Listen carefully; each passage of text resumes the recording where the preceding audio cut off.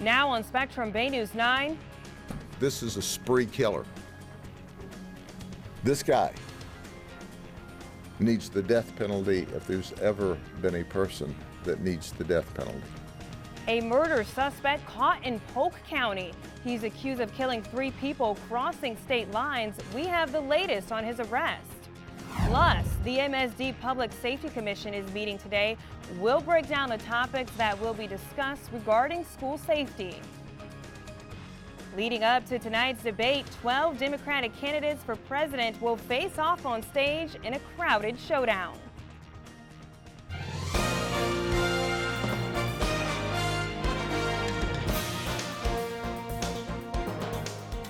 Thanks for joining us. I'm Stephanie Claytor. It's October 15th, and this is Spectrum Bay News 9 News Weather Now. Continuing coverage now, a suspected murderer has been arrested in Polk County. Our deputies put their life at extreme risk last night to protect the community. I'm exceptionally proud of them once again, as I am every day. The search for Stanley Mossberg began last night following a double homicide in Winter Haven, but authorities say he was already wanted for a murder in Tennessee. Spectrum Bay News 9's Dave Jordan is on scene in Polk County with the latest. 35-year-old Stanley Mossberg is accused of launching a killing spree across 2 southern states. Investigators tell us that he randomly targeted a man in Tennessee who was inside a laundromat, killed him, and stole his car. He eventually ended up in Winter Haven, where we're told he killed 2 more people before leaving and returning to the scene and ultimately getting into a shootout with police. The victim's manner of death was among the worst and the most violent investigators have seen. He knows how to kill people quick. He has slashed. The Marjorie Stoneman Douglas High School Public Safety Commission is meeting today in Osceola County. The commission is preparing its second report for state lawmakers in wake of the Parkland school shooting. Spectrum Bay News 9's Rick Elmhorst is on scene in Osceola County with more. Lots of frustrations expressed at this morning's commission meeting over a couple of different issues. Everybody wants to avoid another tragedy like Stoneman Douglas, and the state, of course, has responded in a huge way. School safety guardians are nearly universal now at schools, but even when every precaution is taken, the mental health issue of potential shooters is always out there. At this morning's meeting, Chairman. Thank you, Rick, for that report. We'll see you again at 5 with more information on today's meeting. Now to Tampa, where an investigation is underway. A toddler was left inside a car, and that toddler has died. Tampa police say the child's death appears to be a tragic accident. They tell us the little girl's parents called 911 around 6:30 yesterday evening after they found her unconscious in the back seat of their Jeep. The 1.5-year-old was rushed to the hospital where she passed away. Investigators say the family has several children, and it was a hectic morning trying to get everyone where they needed to be. They say the father normally drove the kids in the Jeep, but decided to switch cars yesterday. Because sometimes if a toddler is asleep, it happens. I mean, it's hard to wrap your brain around, but sometimes it happens that somebody just forgets that somebody's in the back seat, and we have a tragedy on our hands. Right now, it's unclear whether charges will be filed. Beyond the Bay, an accused killer is back on the stand in Orlando today. Markeith Lloyd is charged in the death of his pregnant ex-girlfriend. Today, the state is questioning Lloyd on the stand. Yesterday, he spent several hours answering his lead defense attorney's questions about his life, his beliefs, and what Lloyd described as a troubled relationship with Sade Dixon.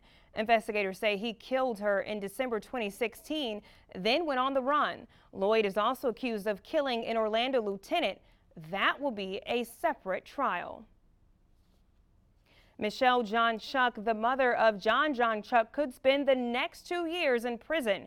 She was sentenced to 24 months yesterday for a 2018 charge of fleeing and eluding authorities. John Chuck is currently serving a life sentence for throwing his 5-year-old daughter, Phoebe John Chuck, off the Dick Meisner Bridge back in 2014. All right, switching gears now. Everyone knows April 15th is tax day, but if you're one of the 15 million taxpayers who punted in the spring, your real tax day is today. That's when the Internal Revenue Service's extension deadline is. And they say that last year, if you did not pay those taxes, then your get out of jail free card will stop working. Of course, you won't literally go to jail, but you will likely have to pay big penalty fees. For those who still can't pay, the IRS will work out payment plans.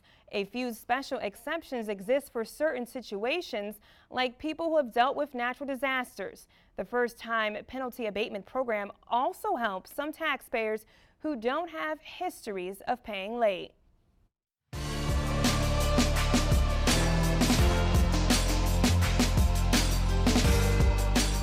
Decision 2020 News now. A major Democratic debate showdown in Ohio tonight as 12 Democratic hopefuls gear up to take the debate stage for the fourth and perhaps for some the final time. While impeachment has hogged headlines in Washington, another key current event will likely come to light tonight: Turkey and what's happening to our Kurdish allies. Spectrum Bay News 9's reporter Molly Martinez is in Columbus with a preview. Thick smoke billows in northern Syria as Turkish forces move in on Kurdish fighters, left to fend for themselves after President Donald Trump ordered U.S. troops out of the area earlier this month. Let them have their borders, but I don't think our soldiers should be there for the next 50 years guarding a border between Turkey and Syria when we can't guard our own borders at home. I don't think so. You might have noticed 7 candidates did not qualify for tonight's debate, and the threshold for next month's debate is even higher. New details now on the impeachment inquiry launched against the president. Recently resigned State Department advisor Michael McKinley is set to testify in the House tomorrow.